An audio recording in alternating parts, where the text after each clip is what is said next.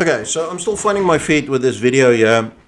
Um, Redemptive Gift of Profit. So this is a summary of Arthur Burke's work. We've changed it into a little bit of a workbook here. We're not charging for it, by the way, so in case somebody's worried about copyright infringement.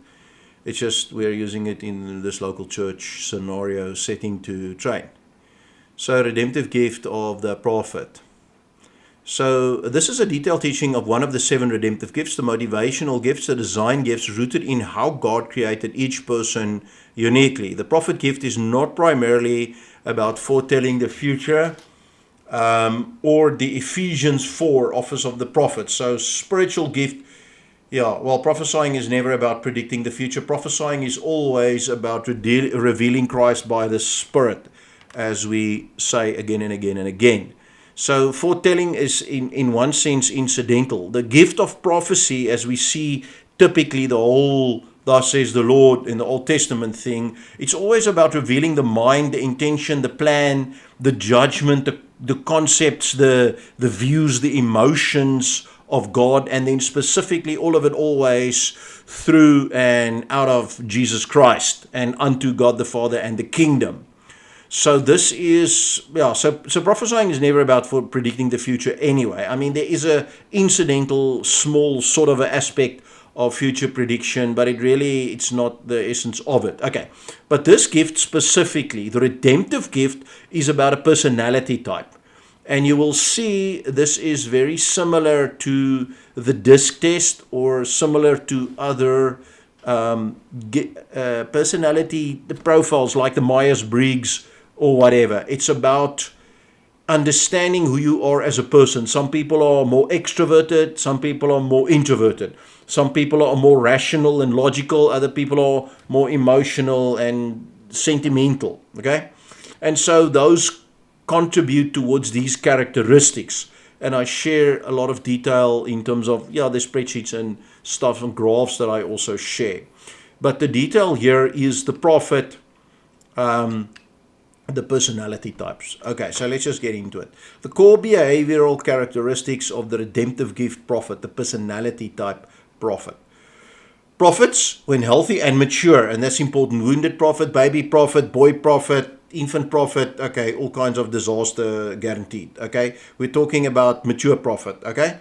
So prophets, when healthy and mature, typically show many of these patterns.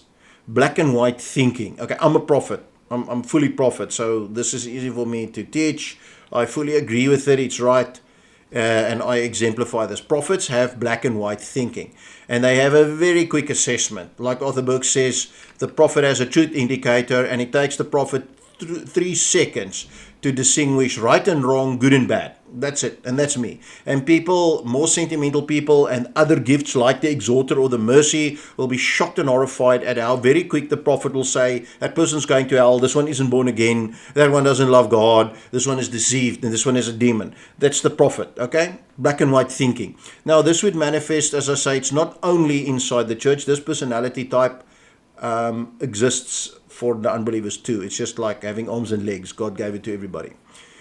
Okay, prophets have the initiative and they like novelty. Prophets love new things and they are terrible at pure maintenance. Prophets will either improve things, expand things, or they will exit. If something is just chug along, lukewarm, middle of the road, this is what the ancestors did, ons gaan nou maar net aan ploeter, want dis wat almal doen, ons gaan sing en tithe, want dis wat Fred gedoen het, en ons gaan op missions, want dis wat Sias gedoen het, en ons gaan nie dink daaroor nie, ons is te dom en te bang, ons ploeter maar net aan. Okay, then the prophet's gonna freak out and leave. Okay, so the fact that the prophet doesn't like ploeter aan, want dis wat die voorouers gedoen het, of paar ouens wat probeer het om te dink, that's not necessarily spiritual, it's just that's how it is.